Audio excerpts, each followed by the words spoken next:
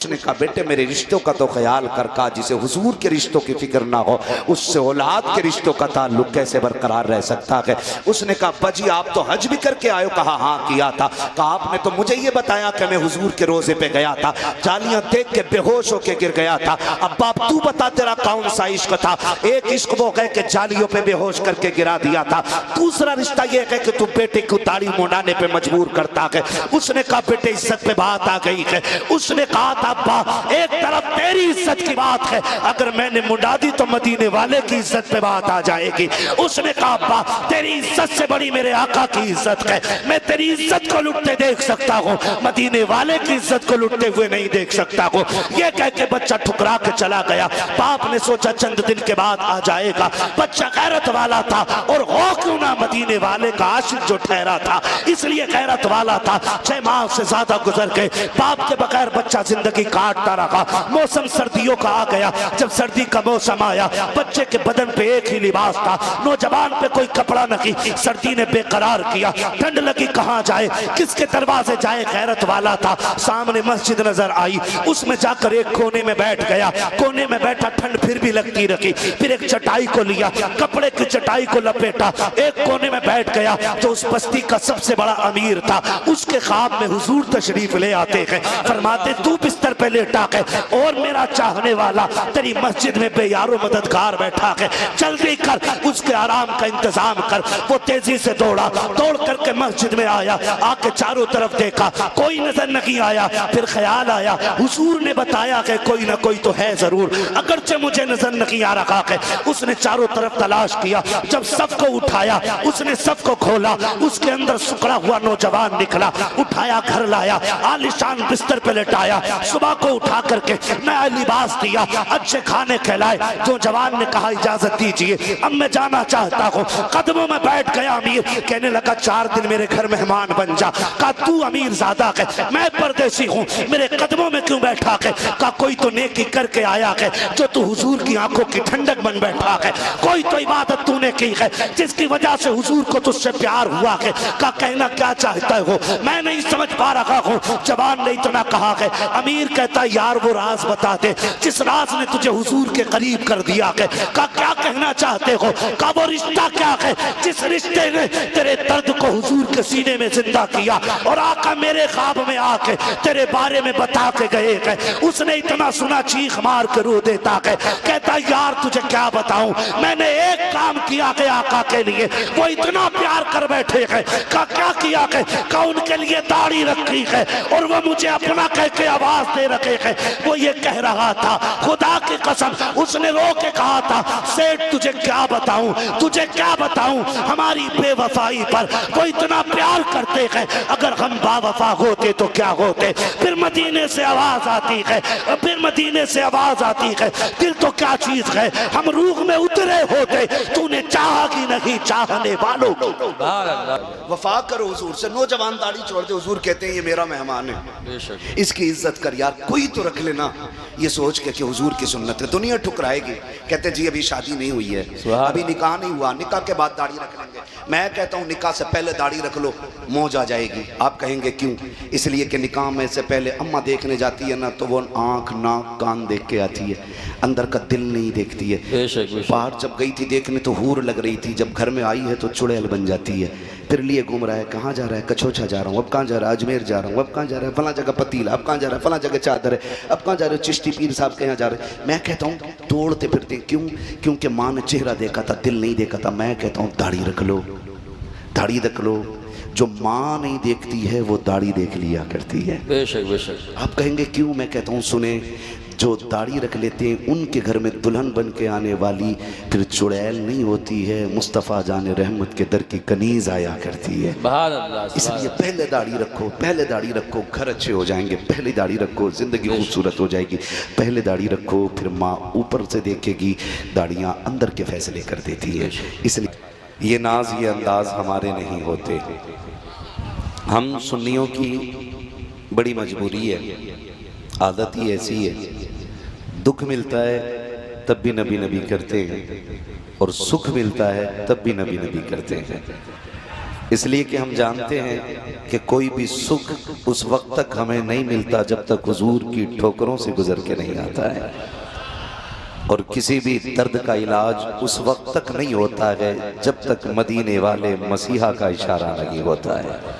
میرا امام کہتا ہے جن کے طلبوں کا دھوبن ہے آب حیات، ہے وہ جانے مسیحا، ہے وہ جانے مسیحا ہمارا نبی۔ محمد علی بھائی نے اپنے انداز میں پڑھا، اس کو میں اپنے انداز میں کہہ رہا ہوں، لیکن آپ نے نا دونوں کے نمبر پہ اچھا ہی پڑھا ہے، ٹھیک ہے نا؟ ہے وہ جانے مسیحا ہمارا نبی، اور کیوں نہ ہو کون دیتا ہے دینے کو منہ چاہیے ہے، دینے والا ہے سچا ہمارا نبی۔ ہمارا اصول ہے کہ مرنے کی طرف دیکھ نہ جینے کی طرف دیکھ، جب چوٹ لگے دل کو مدینے کی طرف دیکھ۔ ہمارا رشتہ حضور سے بڑا گہرا ہے، اور بھائی ذیشان صاحب اور اس طرح کے نکاح کی موقع پر حضور کے ذکر کی محفل سجانے والے یہ زوردار تماچا لگاتے ہیں ان کے چہروں پر کہ جن کی شادیاں ہوتی ہیں اور ڈی جے بجاتے ہیں، جو دولہا بنتے ہیں اور بہن بیٹیوں کو گانوں کے آگے نچایا کرتے ہیں، یہ وہ زوردار تھپڑ ہے جو آخری سانس تک احساس دلائے گا کہ نکاح حضور کی سنت تھی تو پھر باتیں بھی حضور کی ہونی چاہیے تھی۔ میں نہیں سمجھتا ہوں کہ یہاں پہ کوئی بھی نافرمان بیٹا آیا ہوگا یا کسی غلط پرورش کا نتیجہ یہاں بیٹھا ہوگا۔ میں جانتا ہوں کہ حضور کی محفل میں ایرے غیرے نہیں آیا کرتے، حضور کی محفل میں وہی آتے ہیں جنہیں مصطفیٰ بلایا کرتے ہیں۔ امید کرتا ہوں یہاں جتنے جوان ایسے ہیں جن کے ابھی نکاح نہیں ہوئے ہیں، خدا کرے وہ دولہا بنے تو یہ کھل کے اعلان ہو کہ دولہا ہم بنیں گے، صحرا مدینے والے کو پڑھا جائے گا۔ ہوگا نا انشاءاللہ؟ ایسے ہی وعدہ کرتے ہیں نا انشاءاللہ؟ یہ ایک زوردار تھپڑ رہتا ہے کہ نکاح کا موقع ہو اور حضور کے تذکرے ہوں تو کئی لوگوں من چلوں کے نا طبیعت پہ یہ بوجھ بھی گزرتا ہے۔ کئی بار کہتے ہیں لوگ ارے یار میلاد تو 40 میں بھی ہو جاتی نا، بے شک ذکر کی محفل تو برسی میں بھی ہو جاتی، نکاح تو ایک بار ہوتا ہے۔ میں کہتا ہوں بیٹے نکاح ایک بار ہوتا ہے نا تو موت بھی ایک ہی بار آنی ہے، بے شک حق ہے بالکل، یہ زندگی ایک بار ملنی ہے، اس لیے اس کو اتنی بہتر کر لو، اتنی بہتر کر لو کہ جب جنازے قبر میں جا رہے ہونا تو کسی کو بتانے کی ضرورت نہ پڑے، تمہارے کفن کی خوشبو کہہ دے لحد میں عشق رخ شہ کا داغ لے کے چلے، اندھیری رات سنی تھی چراغ لے کے چلے، تیرے غلاموں کا نقش قدم ہے راہ خدا، وہ کیا بھٹک سکے جو یہ سراغ لے کے چلے۔ یہ کیسی زندگی ہماری ہونی چاہیے؟ یہ مختصر سی زندگی ہے، کم وقت میں گزر جانے والے یہ ایام، یہ کواروں کے بھی گزرنے ہیں، شادی شدہ لوگوں کے بھی گزرنے ہیں۔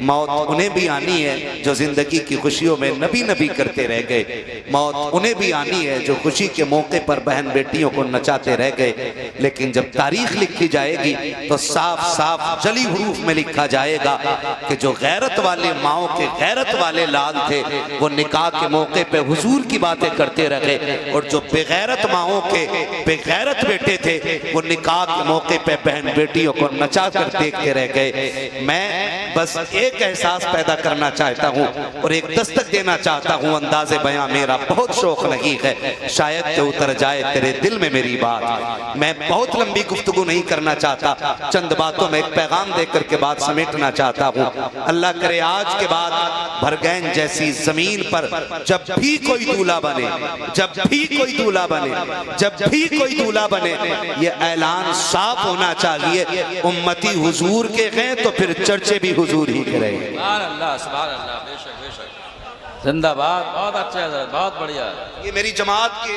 بڑے قدور لوگ بیٹھے ہوئے ہیں، مفتیان اکرام ہیں، بے شک بے شک، ذمہ دار لوگ بیٹھے ہوئے ہیں۔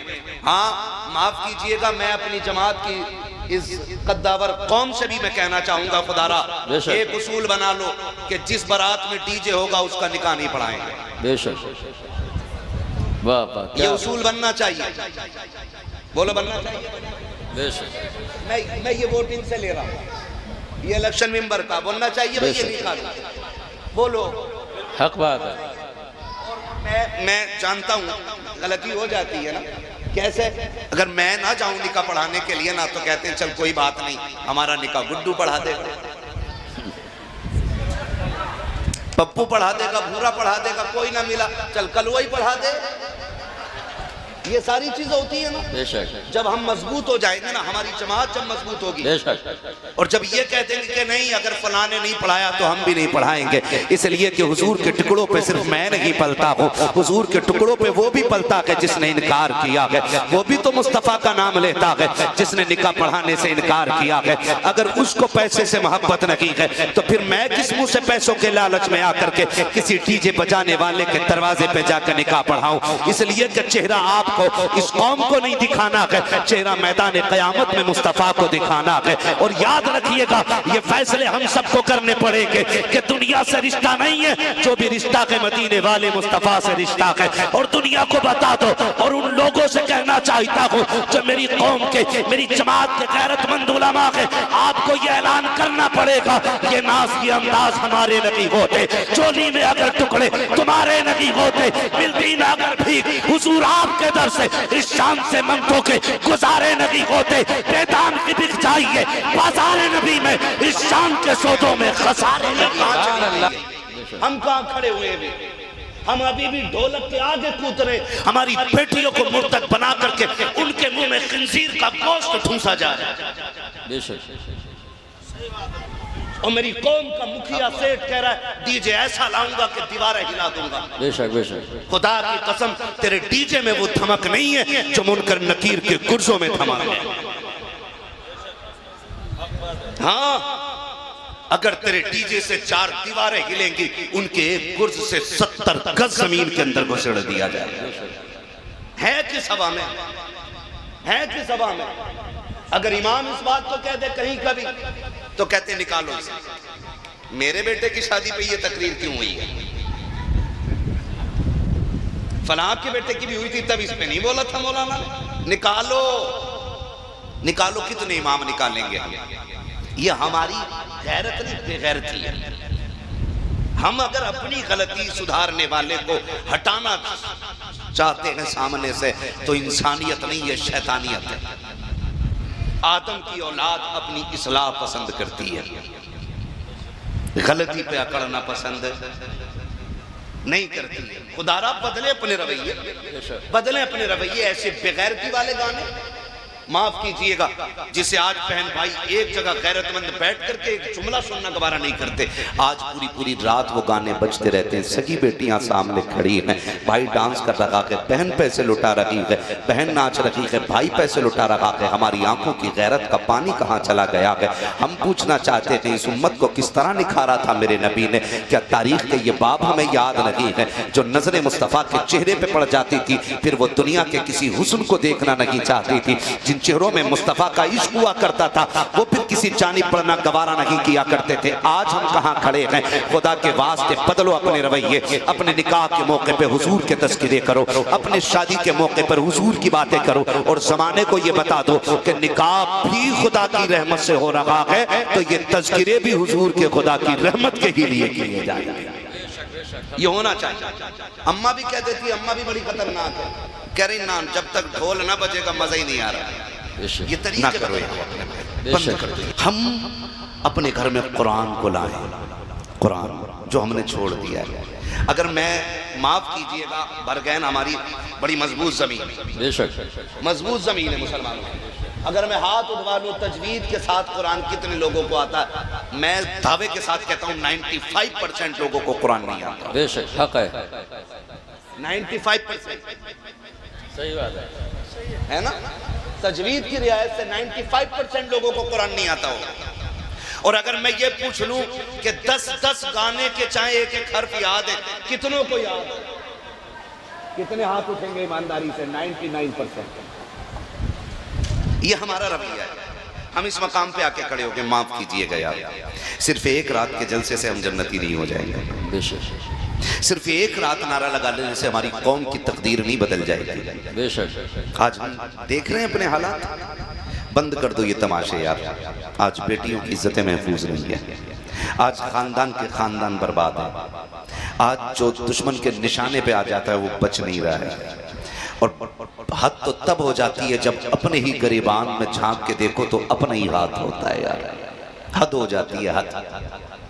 حد ہو جاتی ہے جب اپنے ہی گریبان پہ اپنے ہی ہاتھ ہوتا ہے نا، پھر حد ہوتی ہے۔ مارنے والا کون کا لا الہ الا اللہ جس نے پڑھا ہے، مرا کون ہے کہ جس نے لا الہ الا اللہ پڑھا ہے، اپنے سینے اپنی گولیاں آ گئے۔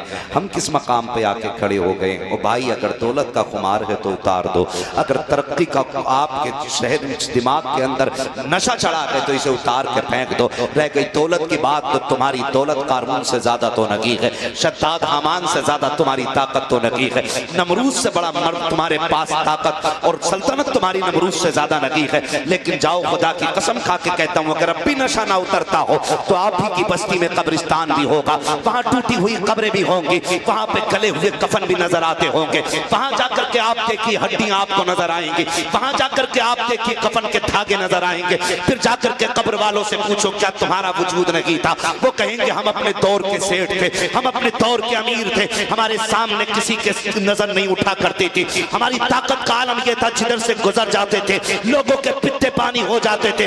اب کیا ہوا کہ تمہارا سیٹھ صاحب، پردھان صاحب، اب کیا حال ہے پہلوان صاحب؟ تو قبروں سے گلے ہوئے دھاگے کہیں گے ہم سمجھتے تھے کہ جو دنیا کا وجود ہے وہی سب کچھ ہوتا ہے، جو دنیا کی طاقت ہے وہی سب کچھ ہوتی ہے، لیکن قبر میں آ کے پتا چلا کہ یہاں دنیا کا سکہ نہیں مدینے والے کی غلامی کا سکہ چلا کرتا ہے۔ جاؤ قبروں والوں سے جا کے پوچھو، بتاؤ تو سکی قبروں کا ذائقہ کیسے لگا کہ ان کی قبروں سے آواز آئے گی ہوئے نام پر بے نشاں کیسے کیسے، زمین کھا گئی آسمان کیسے کیسے۔ ہم رکھیں گے لوگ گلے کاٹتے رہے، داڑیوں کی تعداد بڑھتی رہے، بے شک سبحان اللہ۔ رکھتا ہی نہیں، کہنا مولانا خطرہ میں باہر جاتا ہوں، کیوں؟ جو داڑھی والا باہر گیا لوٹا ہی نہیں، کیا ہوا؟ لوگ داڑھی نہیں رکھتے۔ او بھائی رکھو داڑھی، رکھو، ایک تحفہ حضور کو دے دو۔ آگے کہہ رہا مولانا میرے ابا مر گئے، کیا عمل کروں، کون سی نیکی کروں جو ابا بخشا جائے؟ میں کہتا ہوں صرف ایک قسم کھا جنازے پہ کھڑے ہو کے، داڑھی نہیں ہے نا تو جنازے پہ کھڑے ہو کے رخ مدینے کی طرف کر، کاکا اپنے باپ کی جنت کی نیت سے آپ کی سنت کی نیت کر رہا ہوں۔ سبحان اللہ سبحان اللہ۔ میں نہیں جانتا تیرے تیجے کے چنوں میں کتنی بار کلمہ پڑھا جائے گا، کتنے لوگوں کے پڑھنے کا ثواب ملے گا، کتنوں کے نہیں، لیکن باپ کے جنازے پہ کھڑے ہو کر کے داڑھی رکھنے کا وعدہ کر۔ خدا کی قسم جب قبر میں تیرا باپ جائے گا فرشتے مسکرا کے کہیں گے گناہ تو بڑے کر کے آیا ہے لیکن تیرے جنازے پہ کھڑے ہو کے تیرے بیٹے نے بڑی قسم اٹھا لی ہے، حضور کی سنت رکھنے کا وعدہ کیا ہے، جا رخصتی کا مدینے سے تیری قبر میں پیغام بھجوا دیا ہے۔ سبحان اللہ سبحان اللہ، بے شک بے شک، زندہ باد۔ رکھتے ان سے ہی رشتے مضبوط کر لو، ان سے ہی کر لو۔ لوگ کہتے نہیں ہوتا، نہ بھائی بہت سیدھی سی بات ہے، کچھ نہ کچھ تو حضور کے لیے کرنا پڑے گا۔ کیا کیا ہم نے حضور کے لیے؟ ایک سیدھی سی بات پوچھ رہا ہوں، سمپل سی بات ہے، کبھی پتھر کھائے ہم نے حضور کے لیے؟ نہیں بولو نہیں، بولو بھائی، نہیں بول رہے ہیں نا؟ کھائے کبھی پتھر ہم نے؟ کبھی گریبان پکڑے گئے ہمارے؟ کبھی ہمیں جیلوں میں ڈالا گیا کہ تو حضور کا امتی ہے چل جیل میں؟ نہیں نا۔ کبھی کسی نے گالی دی پکڑ کے ہمیں کہ تو حضور کا امتی ہے، ہم تجھے گالی بول رہے ہیں؟ بتاؤ حضور کے نام پہ بریانی کتنی بار کھائی؟ ہزاروں مرتبہ۔ بولو بولو یار، ایک وقت کا کھانا ہی حضور کے نام پہ کھاتے ہیں۔ سبحان اللہ سبحان اللہ، بے شک۔ آتی ہے نا آواز بریلی سے؟ کیا آواز آتی بریلی سے؟ کھاتے ہیں تیرے در کا، پیتے ہیں تیرے در کا، واہ واہ واہ۔ یہ آواز آتی ہے، ہم تو کھاتے ہی حضور کے در کا، کھاتے ہی حضور کے در کا ہے۔ تو پھر ہم ان کے لیے کیا کیا ہم نے؟ میں کہتا ہوں لوگ کہتے ہیں کوئی وظیفہ بتا کے حضور کو دیکھوں، میں کہتا ہوں کبھی ان کے لیے پتھر کھا کے دیکھ، جب روئے گا تو آنسو صاف کرنے حضور مدینے سے چل کے آ جائے۔ سبحان اللہ سبحان اللہ۔ کبھی ان کے لیے اتنا کر کے تو دیکھیں نا، کبھی اتنی کوشش اتنی تکلیف حضور کے لیے اٹھا کے دیکھیں، حضور کے لیے اٹھا کے دیکھیں، تکلیفیں نہیں اٹھائی نا۔ علامہ کافی کفایت علی رحمت اللہ تعالیٰ علیہ ہے نا، نام سنا ہے، مجاہد آزادی بھی ہے، سید زادہ بھی ہے، عالم دین بھی ہے، وقت کا فقیہ بھی ہے، اپنے وقت کا مفتی بھی ہے۔ جانتے ہو فتوی آزادی دیا نا، لوگ پیچھے پڑ گئے، فتوی آزادی دیا، دشمن پیچھے لگ گئے۔ ہماری قوم کے لوگوں نے مخبری کی، کافی کو پکڑنا، کہا ہاں فلاں جگہ پہ، وہاں پہ دبش ڈالی گئی، نہیں آیا ہاتھ، دوسری جگہ پہنچ کے پھر ہماری جماعت کے لوگوں نے، مسلمانوں نے کہا کافی کو پکڑنا، کہا ہاں، کہا یعنی وہاں ملے گا، پکڑ لیا گیا، جیل میں ڈالا گیا، کہا تمہیں نے فتوی جہاد دیا، کہا ہاں، کہا اسے بدل دو، کہا نہیں بدل سکتا، کہا کہ ہم تمہیں سزا دیں گے، کہا جو چاہو سزا دے دو، حضور کا دین ہے، کسی کے کہنے سے بدلا نہیں جائے گا۔ بے شک بے شک، حق ہے حق۔ ٹھیک ہے نا؟ انہوں نے پھر کیا کیا؟ کیا نہیں کیا؟ پھر کیا نہیں کیا؟ کہا کہ تمہیں سزا دیں گے. کہا جو چاہو سزا دے دو. آپ کو جیل میں ڈالا گیا. جانتے ہو پریس سمجھتے ہیں نا؟ پریس بے شک استری بولتے ہیں کہ پریس بولتے ہیں؟ پریس ہی بولتے ہیں نا. کریم جی. پریس گرم کی اور آپ کی کمر پہ لگائی گئی، جس سے اس کی آپ کے بدن کی کھال نا پریس کے ساتھ چھٹ کے آ گئی. سید زادہ کربلا والوں کی آل تھا. بے شک. تو پھر پریس سے کیا ڈر سکتا تھا؟ جب دیکھا اب بھی نہیں ٹوٹا تو پھر نمک مرچ چھڑکا گیا آپ کے زخموں پہ. کہ آپ بھی مان جاؤ. کہا کہ نہیں، ہم نے جو کہہ دیا ہے وہی رہے گا، اس لیے کہ حضور کا دین ہے، یہ بدلا نہیں جا سکتا ہے. کہا کافی ہو کس پتھر کے بنے، ہو کس پتھر کے بنے، تم مان جاؤ، فتویٰ واپس لے لو، علاج بھی کرایا جائے گا، آزادی بھی دی جائے گی، اور تمہیں کسی نہ کسی علاقے کی صدارت سونپ دی جائے گی. آپ نے تھوک دیا تھا سارے عہدوں پہ. کہا مجھے صرف حضور کی غلامی پسند ہے اور کچھ پسند نہیں ہے. جب جلایا گیا، آپ کے زخموں پہ مرچیں ڈالی گئی، نمک ڈالا گیا، اور رات کے سناٹے میں پھینک دیا گیا تھا کوٹری کے اندر. آپ روتے روتے سوئے. کیا دیکھتے ہیں؟ خواب میں حضور تشریف لے آتے ہیں. جب آقا کریم تشریف لائے ہیں، آقا کریم نے دیکھا کافی رو رہا ہے. میرے لال آنکھ میں آنسو کیوں آئے؟ کہا کافی اتنے سے درد سے رو دیا، اتنے سے زخم کو لے کے رو دیا. کہا آقا درد کی وجہ سے نہیں رویا. کہا پھر کیوں روئے ہو؟ کہا اس خیال نے رلا دیا کہ اگر پتا ہوتا حضور یہاں ملیں گے تو کافی کبھی چھپتا نہ پھرتا، کافی کب کا اپنے آپ کو گورنمنٹ کے حوالے کرتا اور یہ ستم برداشت کرتا. آقا اگر پتا ہوتا آپ یہاں آئیں گے تو مصطفیٰ میں کب کا آ گیا ہوتا. آقا اگر پتا ہوتا تیری ملاقات زخموں کے بعد ہے تو کافی کب کا زخموں کے بیچ آ گیا ہوتا. یا رسول اللہ آج آپ آئے ہو. آقا کریم نے فرمایا تھا کافی ڈرا تو نہیں ہے. کہا یا رسول اللہ آپ کا بیٹا ہوں، ڈر بھی کیسے سکتا ہوں. مصطفیٰ جان رحمت نے سینے سے لگا کے کہا تھا کافی دل تھوڑا نہ کرنا، کچھ دیر کی بات ہے، یہاں دکھ اٹھا لے، جنت کے محلوں میں سکھوں کا انتظام میں کر کے آ.